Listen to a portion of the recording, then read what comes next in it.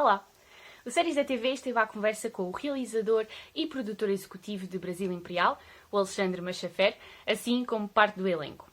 Estiveram presentes Ricardo Soares, que dá vida a Lido Gonçalves, Oscar Calisto, que interpreta o Arrebita, e Jéssica Cores, que faz o papel de Ana do Congo. Brasil Imperial é uma produção independente da Fundação SES Gran Rio, que está agora disponível na Amazon Prime Video, no Brasil, em Portugal e em África. Conta-nos a história da partida de Dom João V e da família real portuguesa para o Brasil, a quando das invasões francesas, e ficamos a conhecer, ao longo de 15 anos, de que forma a presença da realeza no Brasil afeta o país e que passos foram dados para levar à sua independência. A série é constituída por 10 episódios e conta já com uma segunda temporada confirmada. Fiquem então com a conversa e descubram um pouco mais sobre Brasil Imperial.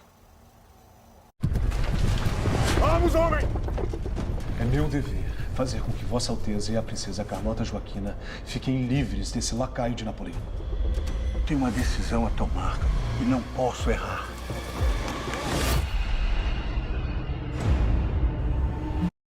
Bom, vou começar então aqui pela parte mais técnica e pelo realizador, diretor Alexandre. Tenho aqui algumas questões. Como é que o Alexandre... Posso tratar por tu ou preferem que trate por você? Como você quiser, foi melhor para você. Pronto, trato por tu então, fica mais natural. Como é que Alexandre, como é que chegaste até à realização, à direção do Brasil Imperial, que foi, creio que foi uma história criada pelo António Ernesto Martins. Vocês já se conheciam? Como é que chegaste então a diretor da série? Sim, na verdade é um projeto idealizado pelo presidente da Fundação SES Gran Rio, o professor Carlos Alberto Serpa. O Ernesto, a gente trabalhou numa série bem grande, gigantesca na produção também, que foi o Bem-Aventurados, né? Foi o nosso segundo projeto de série. Depois nós fizemos O Filho do Homem juntos também, né? Que é a primeira longa-metragem do Centro Cultural, aqui da Fundação SES Gran Rio. E, na sequência, o presidente gostaria muito de fazer a história do Brasil. Ele acredita muito nessa informação, né? Na cultura, na educação.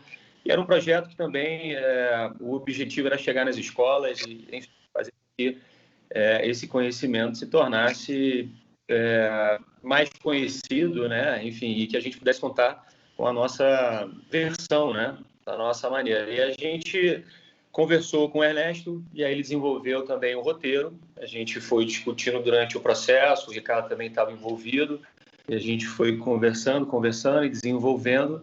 Vimos que seria um grande projeto, muito desafiador, mas que mais me chamou a atenção foi como a gente conseguiu contar a história, como o Ernesto desenvolveu e como que a gente deu vida a isso. E o meu orgulho, na verdade, você está falando com esses três, mas na verdade foram vários atores que participaram.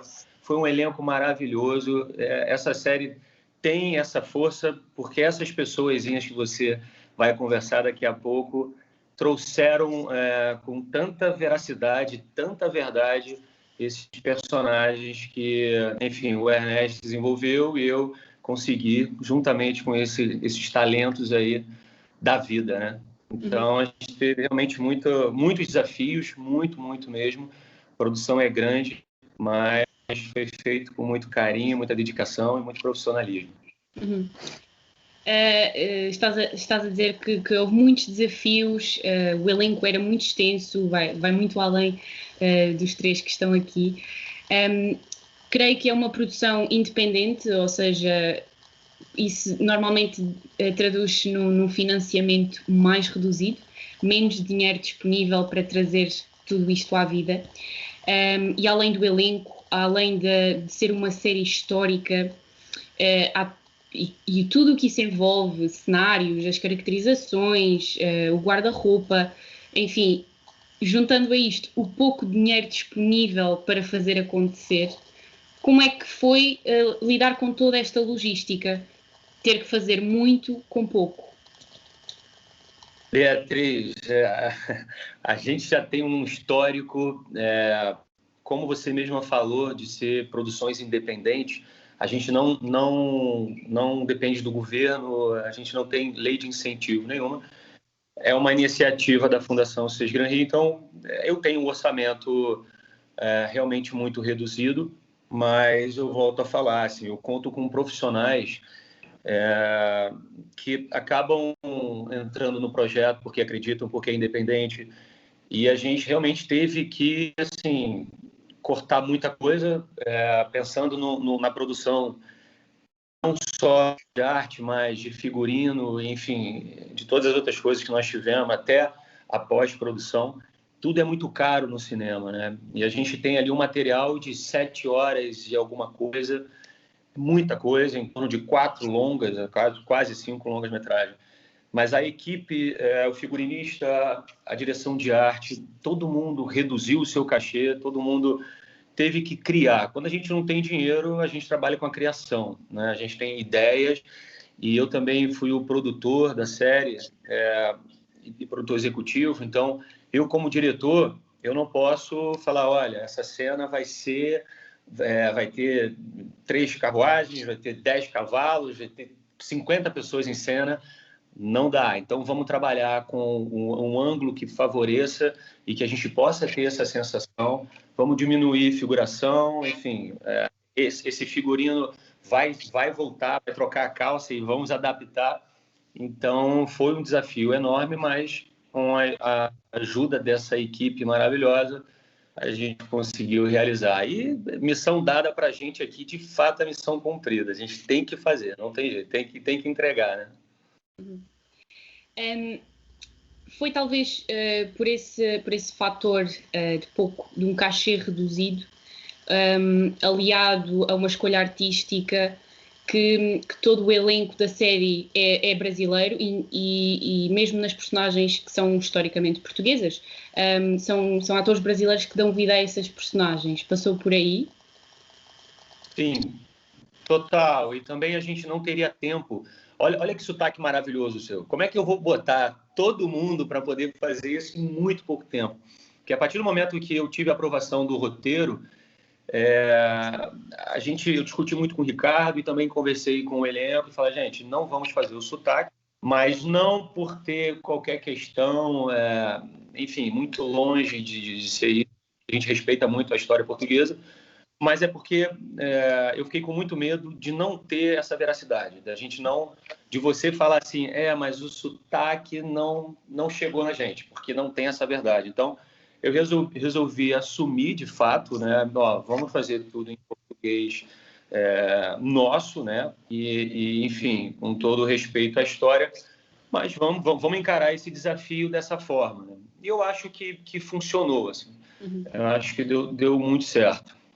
No início eu falei com o Ricardo, vamos pensar em alguns atores portugueses que estão no Brasil, para a gente trazer essa veracidade no sotaque, para que os portugueses também se identifiquem com isso. E aí depois a gente foi entendendo que não seria possível por causa do tempo, e realmente a preocupação, não só narrativa, não só da vida desses personagens e da veracidade desses personagens, a gente achou melhor, vamos cortar isso e vamos botar o nosso idioma mesmo e ser bem brasileiro. Quanto tempo é que levou a produção da série no total? A gente teve... Bom, eu e o Ricardo, a gente trabalhou muito antes, mas a equipe inteira foram 2 meses de pré-produção e 2 meses de filmagem. Não foi, Ricardo? Foi mais ou menos isso. A gente começou no dia 10 de dezembro de 2018 e fechamos no dia 4 de fevereiro de 2019. Okay. Eu acho que para uma série que tem 10 episódios, foi um tempo recorde, assim, foi um tempo milagroso que a gente conseguiu. Óbvio que a gente, principalmente eu e o Ricardo, a gente trabalhou, sei lá, uns 3, 4 meses antes, a gente foi organizando e quando a gente fechou a equipe, aí o tempo de pré-produção, 2 meses, filmando, a gente já engatou tudo, né? Foram quantas pessoas trabalhando, Ricardo? A equipe toda, elenco, Elenco foram, entre elenco principal e participações, foram um total de 83 atores, né? E de equipe, se eu não me engano, acho que também está em torno de 60, 70 de equipe. Não, a mais, acho que o Paulo tinha me mandado. Eu acho que é entre 80 e 90 de equipe, se eu não me engano. Eu acho que tem mais. Eu acho que chega a uns 100 e pouco, na verdade. A gente teve muita gente trabalhando, né? Foram 2 unidades de câmera, né? Então, eu tinha 2 diretores de fotografia, 2 assistentes de câmera, quer dizer, 2 primeiros assistentes, 2 segundos assistentes, 2 terceiros assistentes. Então, realmente, tudo foi dobrado, né? Para dar conta todos esses episódios nesse tempo curto. E houve aqui algum timing certo de ser antes da pandemia? Tudo ter acontecido antes? Senão a gente não teria conseguido realizar. A gente tem a segunda temporada já escrita, mas ainda não foi o orçamento não foi aprovado, né? Então, até por causa da pandemia, então a pandemia ia parar tudo, seria um grande problema para a gente. Então, mas já tem a segunda temporada mais ou menos a postos? Aposto, total aposto. Só aguardando a autorização do presidente para a gente começar uma nova produção. Ok, fantástico. Vou ficar à espera. Alexandre, uma última questão. Como é que chegaram então à transmissão da série na Amazon? A gente já tem uma parceria com a nossa distribuidora, que é a Elo Company. O nosso filme O Filho do Homem, não sei se você assistiu, também está disponível no Amazon Prime. E a gente ainda não, esse mas primeiro... para seguir. Está na lista. Ótimo. E aí a gente já era um desejo meu assim de colocar no Amazon Prime, enfim, numa plataforma que seja que possibilita isso, né? Eu assisti aqui, você assistir aí, quem está na África vai assistir. A gente está negociando para entrar no México, na Espanha e nos Estados Unidos. Então a gente está ampliando isso daí. Então a possibilidade que a plataforma nos proporciona é incrível, né? Um produto que o mundo inteiro pode assistir. Mas foi uma observação minha, assim, da equipe e do presidente, que a gente queria que assim que a gente assinasse o contrato, a série já entrasse no Amazon Prime e depois eles pudessem trabalhar a série nos países que nós temos um acordo. Porque exatamente para possibilitar, porque os atores também precisam ter esse trabalho disponível, né? É a forma que tem deles mostrarem que eles estão trabalhando, que eles estão realizando. É a forma da gente também, Seja Gran Rio, eu, Ricardo, toda a equipe daqui, também poder mostrar o nosso trabalho. A gente ficou 2 anos trabalhando na pós-produção. Depois da série pronta, eu tive muitos outros problemas para resolver.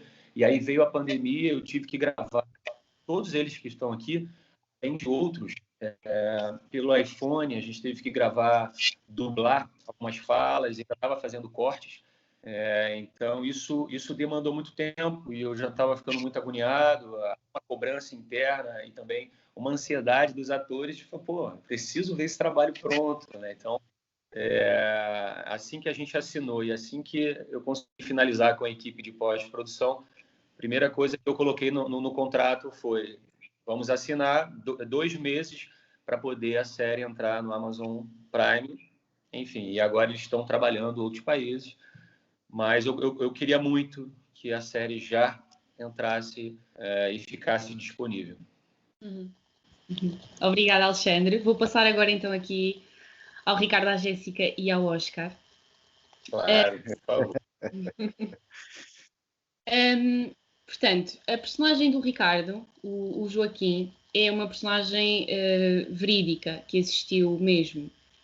Contudo, as personagens da Jéssica e do Oscar são ficcionais. São, creio eu, as únicas personagens na série que não existiram. Estou correta? Exato. Okay. Tem outros personagens que fazem participação também, que não existiram, mas que fazem parte da parte ficcional, né, da história. Sim, mas os principais são os 2. Exato. Ok. Pronto, tendo em conta estes dois fatores, ser uma personagem verídica e depois duas que não são, como é que vocês, enquanto atores, fizeram a preparação para darem vida a estas personagens? Que tipo de pesquisa é que fizeram?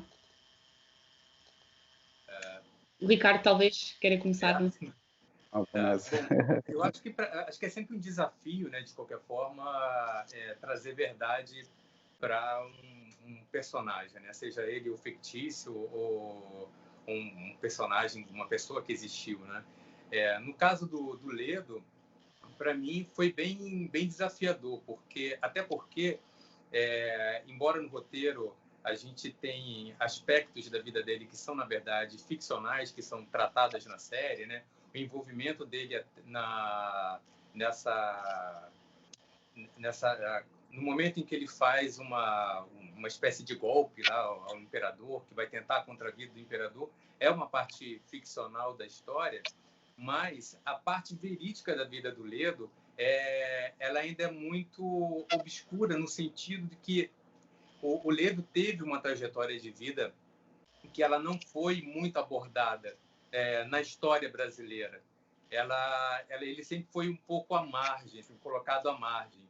Ele sempre foi colocado como, na verdade, um algoz, né, de Dom Pedro I e tudo. E, na verdade, na pesquisa pessoal que eu fiz, eu estava lendo uma biografia de um biógrafo chamado Nicolas Lan, que faz parte, que ele é um maçom, e ele faz nessa biografia justamente ele mostra um outro lado dessa trajetória que o Ledo teve na história.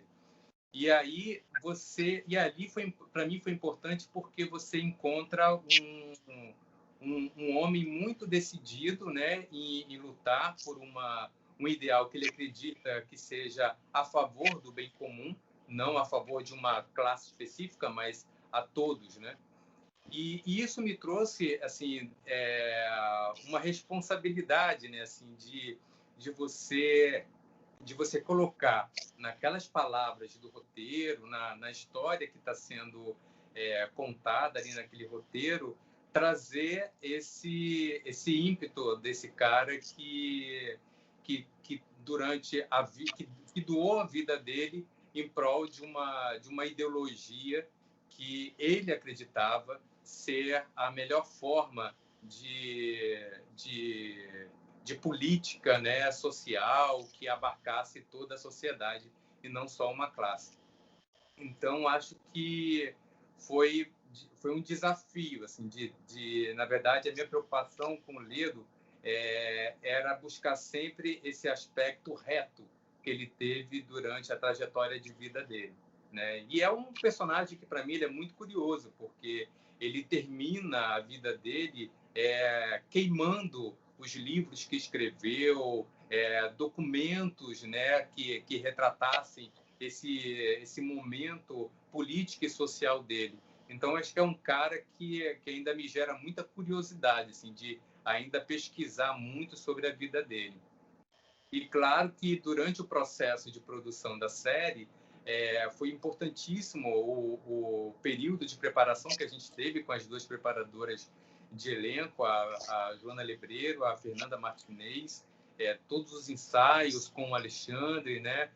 Entender também o olhar artístico dele para esse projeto e se entregar, né? Se entregar para que a gente pudesse fazer um trabalho bacana, e eu acho que ficou. É um trabalho pelo qual eu tenho muito carinho, muito orgulho, assim, eu sou muito agradecido a todos os companheiros que estiveram comigo em cena e principalmente o Alexandre pela oportunidade de participar desse projeto. Já quer pegar o protagonismo da próxima série, né? Segunda temporada. Eu queria aproveitar então esse momento, eu não estou nem vendo vocês, tá? Eu vejo só a Beatriz. Assim como o Ricardo falou, é uma grande responsabilidade, principalmente também, né, resolver um personagem que existe e aquele que não existe também. No meu caso, quando eu recebi a personagem, eu fui pesquisar, obviamente, né, na internet, não encontrei informações. E a parte boa foi eu poder criar esse processo do zero, mas ao mesmo tempo tem uma demanda, porque eu não podia fugir, né, do que já existe, esses personagens históricos. Então, mas a gente teve uma equipe linda, né? O Ricardo comentou da Joana, que saudade dela, e da Fernanda. E tivemos também a ajuda da historiadora Marília. Então, eu não vou falar que é mais fácil ou não, sabe? Mas vou te dizer que foi um trabalho muito bonito e eu estou muito realizada de ter feito parte. E a Ana do Congo, eu falei para o Machafé há poucos dias, é uma personagem que, de certa forma, ela me mudou muito enquanto mulher preta em enxergar, né, a nossa comunidade, a representatividade. E eu que ainda não tinha tido contato de representar uma personagem a essa altura. Então, Machafé, mais uma vez, Ricardo, por favor, também, e Oscar, pela parceria o tempo todo. Muito obrigada por esse apresentão que foi Brasil Imperial. Não consigo ver vocês, mas só quero dizer grata, porque é um presente, Ana do Congo. Eu imagino que meu parceiraço também, né, Oscar, o Arrebita, esse lindo, né? Olha, eu não sei nem por onde começar. Assim, eu acho que eu vou começar falando da minha parceira, da minha grande parceira, que foi a Jéssica nessa série.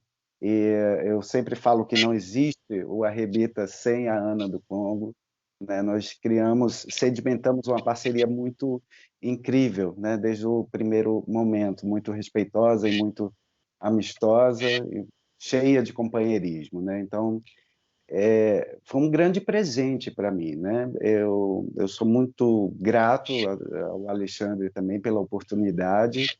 Sempre falo isso em todos os lugares. Quando me perguntam, eu falo, cara, no meu coração só tem amor e gratidão a tudo e a todos, né? Foi um processo, esse processo de reconhecer um personagem que não existiu historicamente, né? De criar esse personagem a partir do zero. Eu acho que ele tem sempre dois lados da mesma moeda, né? Tem um lado que é a liberdade de criar esse ser humano, né, a partir do zero, e tem um outro lado que é deixá-lo tão humano quanto os que já existiram, né? Esse era um compromisso e algo que eu tinha em mente o tempo todo dentro dessa série, né? E aí, claro, com a ajuda da preparação de elenco maravilhosa e da nossa historiadora também, a Marina, e todo mundo que estava em volta, Marília, e todo mundo que estava em volta, foi incrível, assim, né? Foi um processo de construção muito delicado, sensível, com a direção sensível do Alexandre também, e foi libertador ser dirigido por ele também, foi muito bacana, ele, né, dá margem a muita criação nossa também. Foi incrível, eu adorei, eu sou muito grato por tudo. Oscar, vou pegar nisso que estás a dizer. Referiste numa outra entrevista que gostas de fazer seres humanos do zero. Foi isso que aconteceu com a Arrebita? Sim, sim. Eu gosto muito, eu acho muito libertador também, né? Não, eu também gosto, já fiz personagens que já existiram, né? E é como eu falo, tem sempre dois lados de uma mesma moeda, né? Você, com personagens que já existiram previamente, você tem um compromisso com o caráter inteligível, né? Desse ser humano, né? Que já existe, já está ali impresso e tudo. E com um personagem que não existiu, você que vai criar esse caráter inteligível, né? Claro, a partir do texto. Também todo o meu trabalho é muito focado no texto, né? Eu não crio nada fora do texto. E é nele que eu me inspiro sempre. E o Arrebita tinha uma coisa muito ampla, né? Para mim, a maior inspiração para a construção do Arrebita era o homem simples e trabalhador. Isso que eu estava focado a todo instante. Uhum. Já vou voltar então aqui ao Arrebita e à Ana. Agora vou ao Ricardo e ao Ledo. Portanto, o Ledo foi então esta figura histórica que, como tu referiste, Ricardo, não está muito presente na história do Brasil. Não há muita gente a saber a sua importância na independência do país. Sentiste uma maior responsabilidade por causa disso? Por não ser uma figura que, apesar de importante, não é muito conhecida? Acho que há uma responsabilidade grande, né? E há também, acho que tem um aspecto de representatividade nesse caráter do Ledo a narrar essa história, né? Dessa figura que ela não é uma figura muito conhecida, né, pela história brasileira, mas que de repente em Brasil Imperial ela começa a narrar esse momento, o momento em que ele viveu, né, que ele participou. Então acho isso importantíssimo, né, acho que para a história dele e para a nossa história, né, para o nosso reconhecimento também da existência dessa figura, né, da sua participação social, da sua participação política. Até há pouco tempo eu estava relendo na biografia dele, que ele foi muito criticado, porque quando a família real vem para o Brasil, ele estava em Portugal, porque ele estava estudando, ele estava na faculdade, na Universidade de Coimbra, estudando Direito. E ele foi muito criticado pela parte política por não vir junto nessa embarcação. E ele escreveu uma carta para o irmão dele, que estava na França, dizendo que ele não ia, primeiro porque ele não acreditava na monarquia como um sistema político, né, que realmente cuidasse do povo em geral. E ele dizia, como ele achava que a monarquia portuguesa, de alguma forma, ela estava prejudicando o Brasil, ele ir naquele momento seria participar disso. Então, ele rejeita a vinda, ele fica lá em Portugal e ele só retorna em 1808, quando morre o pai dele, e aí ele vem para cá para cuidar da família e se embrenha pela parte política e social. Então, eu acho trazer à tona, em Brasil Imperial, as ações dessa figura, eu acho importante. Assim, é desafiador, traz uma responsabilidade grande, mas ao mesmo tempo me traz muita alegria por a gente ir redescobrindo figuras importantes da nossa história. Uhum. Jéssica, a tua personagem, a Ana, na primeira metade da série, ou no início da série, passa por cenas muito intensas, violência, discriminação, o racismo, e depois, mais para a segunda metade, já vive cenas um bocadinho mais alegres, mais de ternura, ainda que o machismo, a misoginia, o racismo continuem presentes. Foi este conjunto de características da Ana e de situações pelas quais ela passa que te levaram a dizer, e também já referiste aqui hoje, que esta é uma das personagens ou a personagem mais importante na tua carreira até ao momento?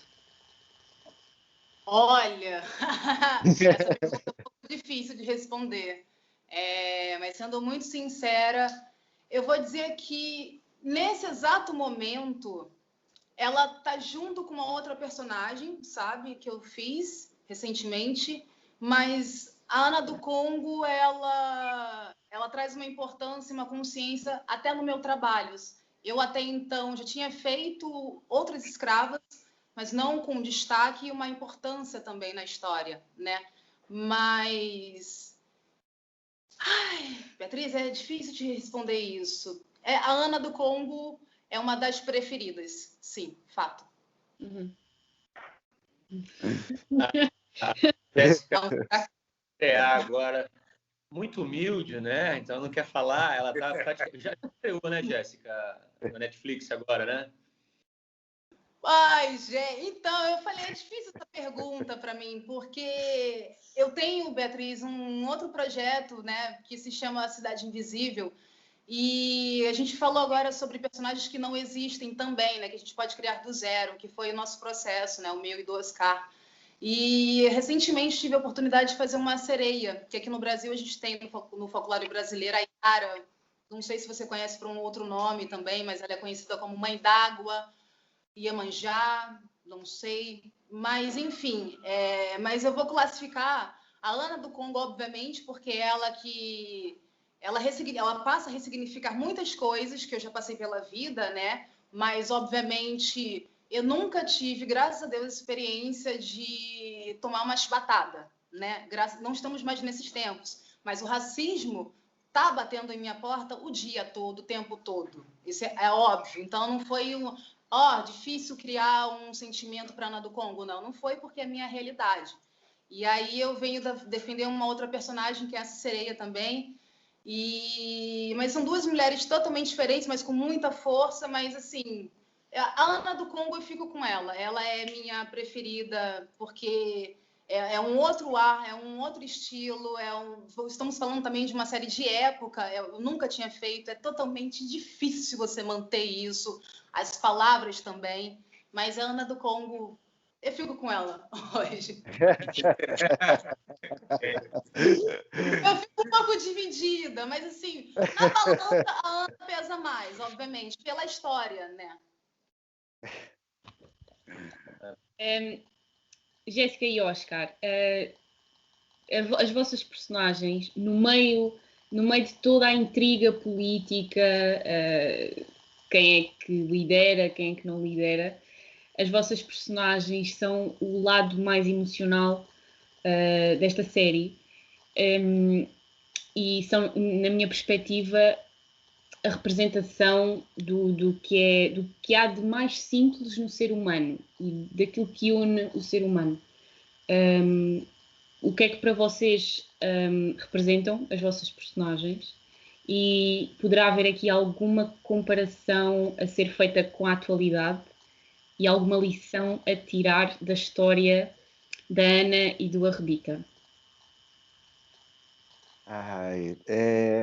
Eu lembro muito do primeiro momento que eu li o roteiro, e aí eu li de uma vezada só, e fiquei muito emocionado, né, com a história, né? Além de ver a grande oportunidade que tinha em mãos, né, um verdadeiro presente, que eu tenho que agradecer mais uma vez ao Alexandre e ao Antônio Ernesto, eu percebi um dado muito simples, assim, além de se tratar da história de um casal, né, de um cara simples, de um cara trabalhador, de um cara que a gente encontra hoje nas ruas, né, que sofre os achaques políticos e econômicos do seu país, né? Isso para mim era muito claro, estava ali, a gente vive isso hoje, não mudou muita coisa, né? O preconceito continua a existir aqui no Brasil, como em várias partes do mundo. Isso também não mudou, né? Pode ter mudado a forma, pode ter mudado a maneira de agir ou de dizer, mas ele está aí, enraizado. Então, desde o Brasil colônia, né? Pouca coisa mudou para mim, né? Na minha opinião, mudou apenas a forma, mas o conteúdo continua a existir. O Arrebita, para mim, foi uma oportunidade de mostrar esse lado que ninguém vê, né?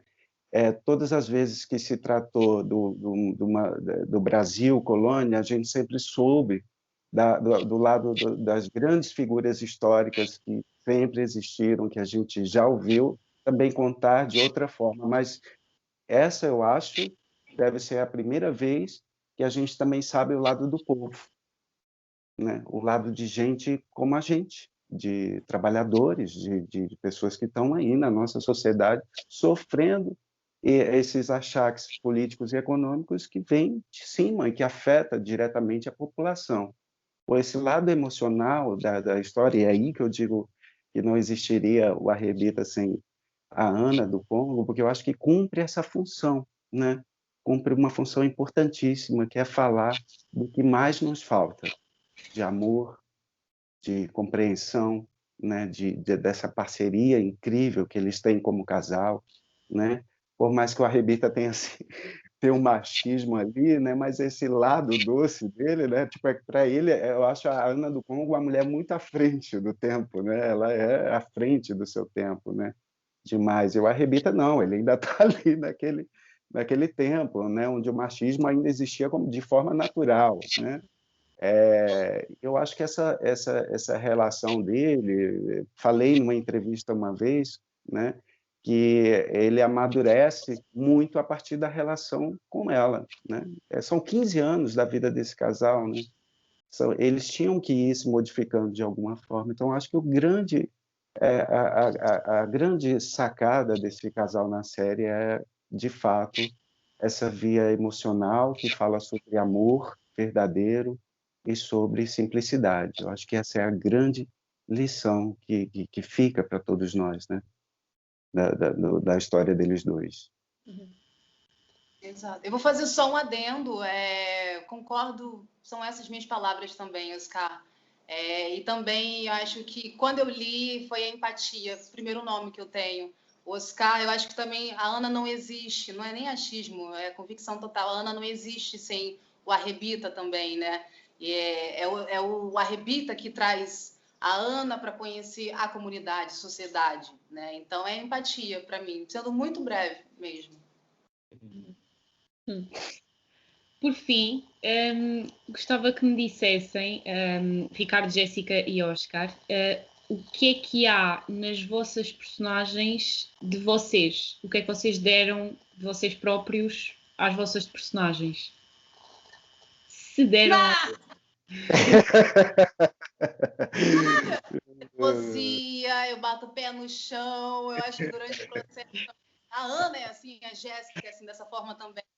E a coisa que o próprio diretor Machafé falou, que foi o olho. Eu acho que a Ana do Congo, como ela é uma personagem que ela não podia se virar para a realeza, falar diretamente, né? Eu acho que muito olhar, eu tenho isso também, que eu pude levar para a personagem, que é conversar, se comunicar muito através do olhar. A teimosa é fácil. Olha, Beatriz, de mim eu acho que é a simplicidade. Eu vejo a vida de uma forma muito simples. Eu vejo o nosso ofício de uma maneira muito simples, né? Eu não consigo enxergá-lo com um resquício de glamour, entende? Para mim é um trabalho como qualquer outro. É claro, a gente tem mais visibilidade, a gente tem mais, mas para mim é de uma maneira muito simples, né? A gente até brincava muito, né, Alexandre, né, que, no set, que falava, olha o protagonista, né, falava, olha, o protagonista somos todos nós, né, o protagonista é o conjunto. Então eu vejo muito dessa forma, né, eu vejo a vida de uma maneira muito simples, eu vim de um lugar muito simples, né, eu vivi numa cidade com 70 mil habitantes, e com uma vida muito simples. Então, acho que isso eu emprestei de mim na totalidade. Eu acho que foi isso que eu emprestei de mim na totalidade mesmo. O que eu percebo, assim, que eu me assemelho no Ledo, eu acho que é a determinação. Eu sou uma pessoa que eu sou determinado, assim, eu realmente assim, corro atrás daquilo que eu quero, assim, eu não cesso, assim, eu vou até entender que não há mais possibilidades, assim, eu luto por aquilo, assim, bravamente. Então eu acho que isso talvez seja o ponto, né, de semelhança entre eu e o Ledo. Eu acho que é isso, é a determinação. Ok. Pronto, cheguei assim ao fim das perguntas. Muito obrigada.